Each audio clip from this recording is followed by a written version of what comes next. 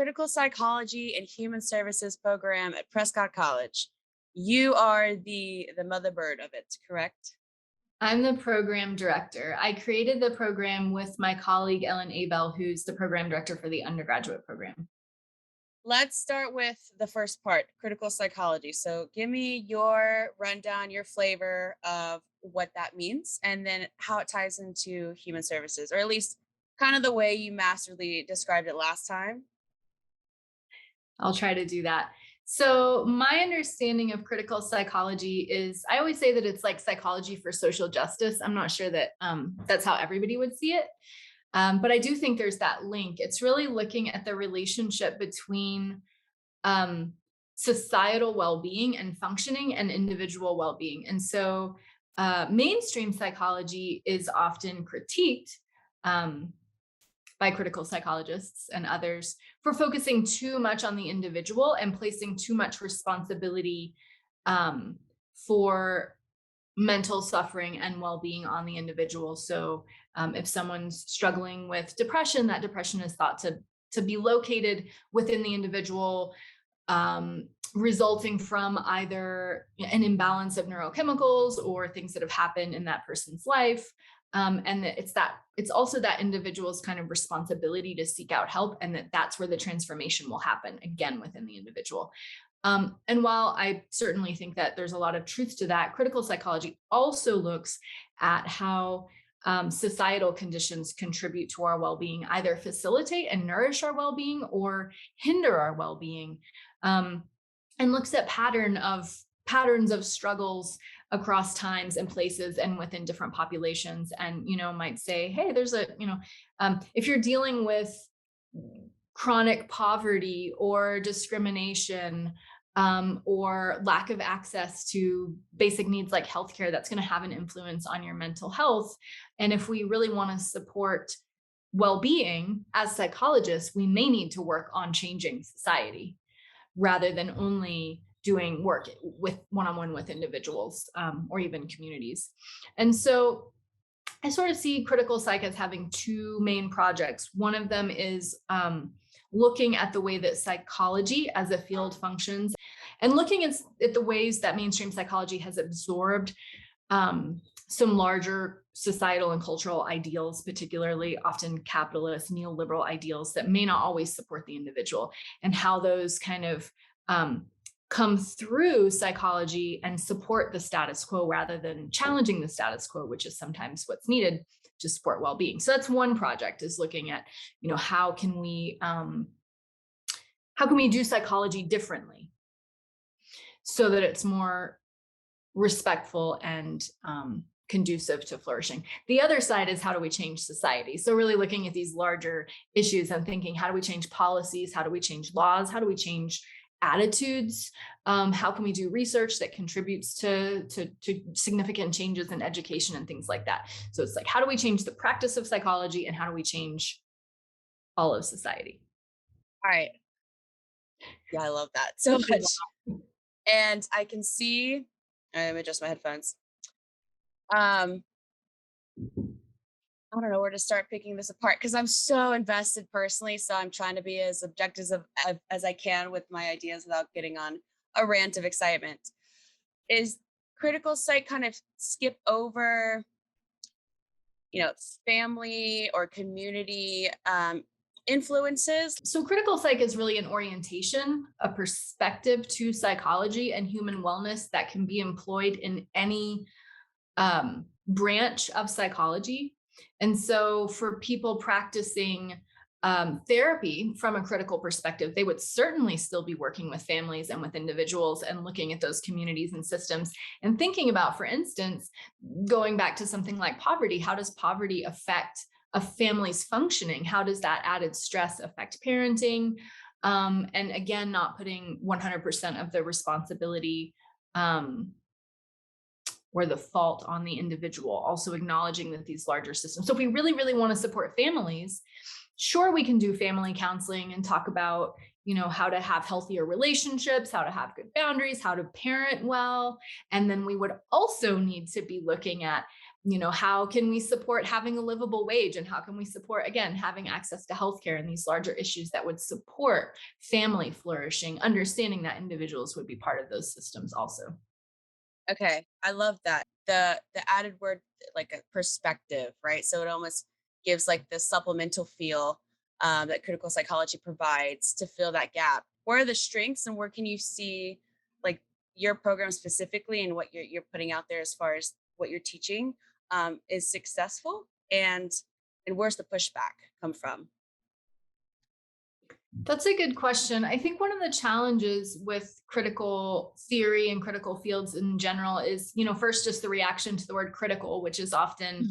misunderstood, but it's like, oh, you're going to come and tell me like everything that I'm doing wrong and criticize me. And in some ways, there is that element of critique for sure. But with the assumption that we all want to practice better, that we all really are trying to increase human flourishing and to some extent the flourishing of all beings. And so people practice everything differently. I think sometimes within critical psychology, sometimes there can be a harshness and a commitment to dismantling what exists that can make people feel defensive who see the value of what has been built. And I think that sometimes some anger and some boundaries and some amount of saying we have been practicing this in a really disrespectful way has to happen. So for instance, there's a lot within critical psych of like decolonizing psychology. That critical psychology has primarily been modeled on values and images of um, white privileged men throughout time, white privileged Western men. Right. And so our understanding of what health is, of what self-actualization is, of what success is, of what relationships are, is all built on this one model. And it's not to say that that's a bad model for the people that it works with necessarily, but then we go in and we apply it to populations that it's not necessarily appropriate for, and even harmful for, because a lot of those populations have been harmed by colonialism in general. And so there are instances when I think as critical psychologists, we have to say, no, we really have to take responsibility for this. And we really have to look at this and change the way we do things. I also think we shouldn't throw the baby out with the bathwater, and we should also be looking at what exists that's working well and how some of that can be adapted. Sometimes there's resistance to being afraid that everything is just going to be dismantled. And one of the challenges with critical psychology is that for at least the early phases of its existence, it really has focused on identifying those problematic aspects of psychology, and is, I would say, only more recently starting to move into how we should do things better. And so this has been one of the critiques, is like, sure, you can tell us all day long what we're doing wrong. That's easy. Yeah. What should we do differently, And so there's that generative part of it that I think is really important and really crucial, something that I think we need to see more of. I kind of think of which came first, the chicken or the egg. Like that resistance is obviously very common and dominates the whole world, as we speak. But I feel like that, you know, critical psychology sounds like brings this criticism, this healthy criticism, um, a critique, I should say, and that resistance. It's meeting resistance that's kind of already been built up by the poor articulation of the problem in the first place, right? So going back to decolonization, like when we have it on the main stage of media and no one knows how to communicate with each other, these really complicated and uncomfortable things that we're taking responsibility for, and everyone's focusing on a lot of what the problem is and not solutions. When you present like a perspective like critical psych, it's it kind of already meets a bad party, right? Mhm. So it's it's again, it's going back to what I love so much, and we talked about this before, is finding the right words and tools and practices for individuals to get through these larger issues, these abstract things that affect them in millions and millions of different ways across just Western culture, right? I love. I think that's a great thing. Yeah, the critical psychology is a front. It's a knight in shining armor, hopefully. um, that is saying, okay, like we're gonna take a step back, and we are going to, yes, we're not gonna get soft. We're not gonna ignore that there's some, dismantling that needs to occur, but here's how we're gonna do it. And by the way, we're gonna focus on the individual as well. So the individual billing, where have you seen a very just concrete connection between, social justice issues and the well-being of the individual, right? You talked about that, your paper covered up so many wonderful aspects of that. Talked about the self. So if you could kind of like tie that together so it becomes less of, for our listeners and our viewers, less of just an idea and more kind of, okay, if I went out today, this is what I would see. This is where I would see that connection.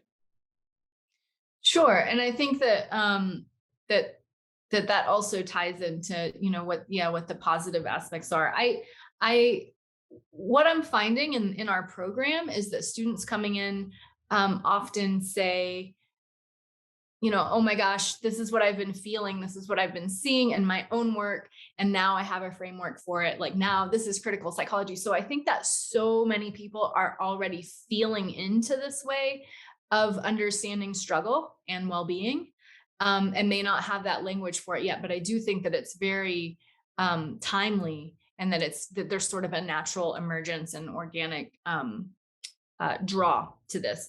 A lot of the people that we work with in the program, and myself included, my own background are in the human and social services. Part of what got me interested in critical psychology was after undergrad, I got a job working in a homeless shelter, a day shelter in Asheville, North Carolina. And I was planning to go to grad school and to become a therapist. And I was working with clients every day and just really starting to see that the things that they struggled with were connected to these larger societal issues, these larger, what I saw, issues of injustice. So I was working with people who maybe had a minor drug charge from when they were younger, and then they weren't able to get a job that provided a livable income. They weren't able to get financial aid to be able to go to college. They weren't able to get housing. It was this whole string of things. I was also seeing people with untreated mental health struggles that didn't have access to insurance, with untreated physical health struggles that didn't have access to insurance and care, struggles with addiction, substance abuse addiction, without having access to treatment for that. And also, I was able to see how circumstances in their life could have contributed to those addictions, self-medication and things like that. And so I started to think, how would I, as a counselor, work with people who were encountering all of these struggles, all of these barriers to well-being that were beyond their control. They were beyond my control, to help them. And so I think that's, for me, that, on the ground, seeing the way that people struggle and suffer, seeing how much heart and work and passion people put into trying to live a good life, to trying to create good lives for their families and their children, and just watching them again and again come up against these structural barriers, for me, is where I started to really see that link between individual and societal well-being. And you see a lot of students coming in with that kind of experience as well. They're serving out on the front lines, like I usually call it the front lines, and then they're realizing like this is a bigger problem than what I can solve here, right? Yeah, so we have students who have bachelor's degrees who've been working already in human services and social services, but we're also seeing a number of students coming in who have master's degrees in social work, counseling, human service related fields, who are realizing that the ways that they're working with their clients are that they're missing something important, that they're seeing that there's another element to this struggle that's not being addressed through the organizations that they're working through and through the theory that they got in school. And they're really wanting to have this perspective change, gain this critical perspective to be able to help people in a deeper way and to be able to have kind of a broader understanding of those struggles. So let's say I'm a student and I'm graduating from the program and I've gained this perspective and this theory. How would I be then prepared to go back to whether it was social work or counseling or frontline duty and apply what I've learned, right? Because what skill box am I taking from this program and just the overall sphere of critical psych? Well, so first of all, we also offer professional skills in our master's program. So we set people up to be able to do the nuts and bolts of this kind of work, doing grant writing and fundraising, program evaluation, that sort of thing. So if they don't have those skills already, they're leaving with that, but also from this critical perspective. So I think one of the things that we really focus on with a critical perspective to the helping professions is really centering our clients or the people that we're working with, centering their stories and their needs and what they tell us and really making them active participants in the process. So rather than coming in and saying, I'm the savior with a graduate degree who's going to first tell you what's wrong with you, what your problem is, and second, tell you how to fix it.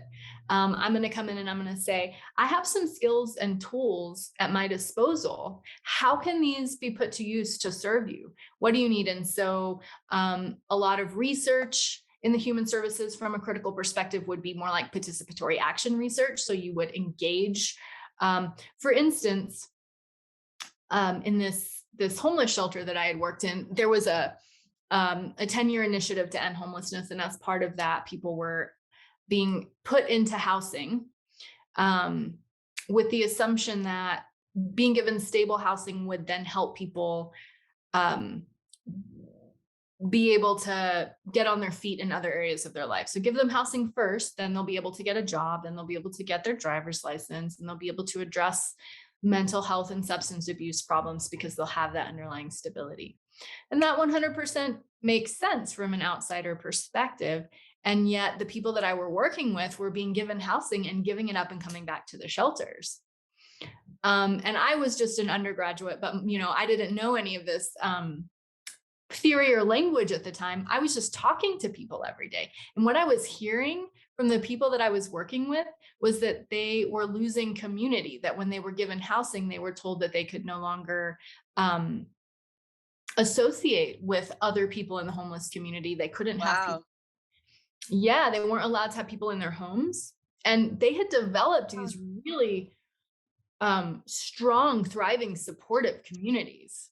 This was their family, Yeah. But human relationships is incredibly important. Nobody was asking them why this program of housing wasn't working for them. And I didn't actually do a research study, so I can't say for sure. But if you were going to do something like a participatory action research project, you would, enlist these people who were struggling with housing as your co-researchers, and you would ask them, like, what do you actually see that you need? Do you think you need housing first? Or is there actually something else that you think that you need first? And what are your barriers? And what do you see that would help you be successful? And then you would do research, from that perspective. And then you would create a program from the ground up from their needs. And so, I think that this critical perspective in human services eventually can be quite revolutionary because we've got people working in all of these different sectors. And if we start bringing that perspective into research, even into just working with people, rather than, again, coming in and saying, oh, well, I've reviewed your case and I think this is what you need, even just having that humble attitude of coming in and saying, how can I serve you? What do you need? What do you see as being your biggest challenges and your biggest limitations? And sometimes it totally surprises you what people say. They may say, I don't have public transportation. I can't get to my job. And this is, and it may be something that we on the outside haven't even thought of as being a barrier. Or maybe they can't get to therapy because they don't have transportation, or they don't have childcare or something like that. So yeah, I think that part of it is that perspective and that humble attitude, um, of asking, of being a servant, um, and then also just having that perspective of recognizing that there are all of these challenges that they're living within that they have very little control over. And how disrespectful is it to say to someone like, okay, well, you've got to get your life together and you need to be doing this and you need to be working harder. And, have you done these things today? Are you working the system? Even if they don't have control over those larger systems, I still think it's so much more compassionate to go in and say, I recognize that you are living under unjust conditions that are beyond your control. I recognize that you're going to have to work twice as hard I, to, yeah. absolutely, absolutely. And this is I want to say magical, but there's a better word, and I'll come with it. Come up with it in a second. Just this crucial, phenomenal. I'll use that word. Phenomenal thing that I think critical psychology brings to human services specifically, like this perfect marriage that you just described of filling that gap of rather than just teaching human services, which is pretty broad in a sense, anyways, but it falls into that same trap that culture and the track of psychology in itself, traditional psychology, is followed where someone else has predetermined what a certain model looks like, whether it be your mental health or the way you should survive or how you correct your own issues or how you just in general approach the world. And nowhere along the lines in any of those realms has it ever been until maybe more recently, or at least in my lifetime, I'm just now starting to see it, um, where the person that is being addressed is being included in that process. Right. And so that is a major thing I think that is it's very important in this, just the academia of human services. But again, it's like, okay, that's important. So here's a book of theories, and this is how you go about pretending like that's what your main goal is it's like, no. And that is why so many people that, study in human services or they do social work and they go out in the field, their mind is just boggled because they're like, I don't understand. What's the missing piece? And it's the missing piece is the person you're serving, right? Again, like the critical psych perspective alone, I can imagine in my head students coming in, learning how to reimagine the situation that, that they find their clients in, or even communities, and saying, okay, okay, like now I can go back out there with a different frame of mind, um, and say, okay, here's how this is the new playbook. All right. And by the way, you person I'm serving, you're going to write the playbook. And I love that so much. I love that. It's phenomenal because I mean, it's just not taught in school. I know I've only been to one school a long time, but again, it's so far. I dare say it's radical, but I think there's room to categorize it as that because things have just been so traditional. Whether you see it in the practice of psychology or just in the approaches that we take in treating others, right? And I love that so much. I had a point. I was getting somewhere. I got excited. Well, that's okay. Right. I also feel all over the place, but somehow this is making me think of within liberation psychology, which is also critical psych kind of um bridges. But within liberation psychology, there's this idea of conscientization. This word What? took me so long to learn how to say. It's a conscientization, which came, well, I'm not going to say because I can't remember. Um, anyway, conscientization is the process of developing critical awareness of the conditions that you live in that affect your well-being. I would say that's how I'm going to define it. Western psychology was coming in and saying, oh, you're depressed and anxious. Okay, well, let's talk about your childhood and let's, give you some different techniques for dealing with this, and not asking the questions about whether they were living under conditions of oppression, for instance. And so liberation psychology started to think, okay, well, how can we use these instances of struggle as opportunities to learn more about the conditions that people are living in, to help people come to awareness of those conditions and then to figure out what needs to change. One of my favorite critical psychology, I think for one of the first critical psychologists, Eric Fromm. He said that a society is sane, is healthy when it's supporting the well-being of the people in it. And when it's not supporting the well-being of the people in it, then our society is sick. And that when we look at people's reactions, sometimes the people who seem the sanest are actually the sickest because they're adjusting to an insane society. Whereas the people who seem to be struggling the most are actually having the sanest reactions to an insane society. And he said, we should be looking at those instances of struggle as indicators of how well our society is functioning. Those are symptoms. And when we see them instead as symptoms of individual struggle, we miss that opportunity. This process of consciousness raising, of this critical consciousness of the conditions of our well-being, is not only helpful for the individual, but it's essential for the progress of our society. If we want to make a society that continues to better support the flourishing of everyone. I think what's incredible to think is that there's not been a significant amount of time in history or example or period we can look back for reference and say this is what it looked like to not just adjust to the societal sickness, to face it. We've never done that very successfully. There is the bottom up part of this too, which is important. Like the individual is still part of the big picture. But like Mhm. where besides having the right language, would you say like storytelling is how you reveal these these larger needs and how they influence the individual well-being to other people? That's interesting. I definitely think that storytelling is a powerful tool.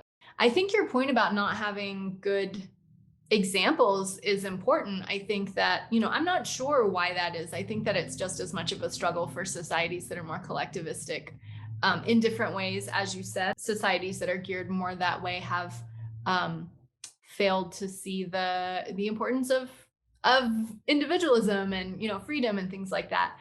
Maybe going too far the other direction. But also, I think our societies are getting increasingly complex and globalized and less community based. People So maybe didn't have a lot of control over their societies at any point in history, but they might have at least had more involvement in their own communities and been able to see how their communities were serving them, what they needed. They could talk to people. Now we're just sort of, we don't have strong personal communities. We're really reliant on our larger social systems, for better or worse. I don't think we have clear models for how to do this. I think we're having to figure it out as we go along. That makes it a really exciting field because we are, we're being reflexive. We're discovering what's needed now in a new world. I think storytelling is really huge, particularly as we develop these larger, more complex societies that are less community based, because otherwise things get very abstract and you say, oh, well, the statistics are, this many people are murdered a year and this many people have drug addiction. And it's like, what does that mean? We're not, our brains and our hearts haven't evolved to care about statistics, I right. think. And with the But expanding like the global network and technology, like there are still little holes or ways in, such as podcasting and documentaries, these other forms of storytelling that still fit in these very fast-paced changing ways. Storytelling kind of provides like an anchor, like and then you can see it in people when they're revealed, someone else's humanity is revealed to them and they're like, yeah, I get that. I feel that. I've experienced that. Uh Never thought that could happen or that I would share that with somebody else. Um, and that's a personal passion just because I see that working. It's like, oh, this is okay. If you can show two people their own humanity, like they're more likely to, think more, just be more empathetic and have a little bit more compassion, which is without an example to kind of look back on and use. I feel like that's probably pretty good first step. a lot of critical research methods that are used both in psychology and other social fields do center people's stories. So there's a methodology called Photovoice. You familiar with this? Oh, I am not. What is that? Well, I haven't done any photo voice research projects, so I don't want to say too much, but it involves having researchers, participants in a community, um, document their experiences through photographs, and that becomes part of the research data. You sort of get this like perspective of what it's like inside of a life looking out. And there's these really rich kind of narratives told through image. And then there's other things like autoethnography, where researchers center themselves um, through their own experience with some kind of struggle and connect that experience to other people who are experiencing struggle, but they humanize that experience um, through their own lives, and often incorporate a lot of art, poetry, photography, painting to again, exactly as you've said, kind of humanize that work, breathe life back into this research and this work of drawing attention to societal problems that are impacting people's lives. So it's again exactly bridging that the individual's experience in these larger social systems. That is it for part 1 of our conversation with Dr. Grant. Part 2 will be following up later this month. Make sure you tune in. As always, thank you so much for tuning into another episode of Roundtable Discussions Podcast. You're going to find the rest of our conversations from this year on our YouTube page. Just search NOHS Organization and click subscribe. Your ideas, thoughts, and comments matter to us, so go ahead and drop them below. And connect with us. Everything you need to know as far as social media is in the description. You'll find more about NOHS on our website at nationalhumanservices.org.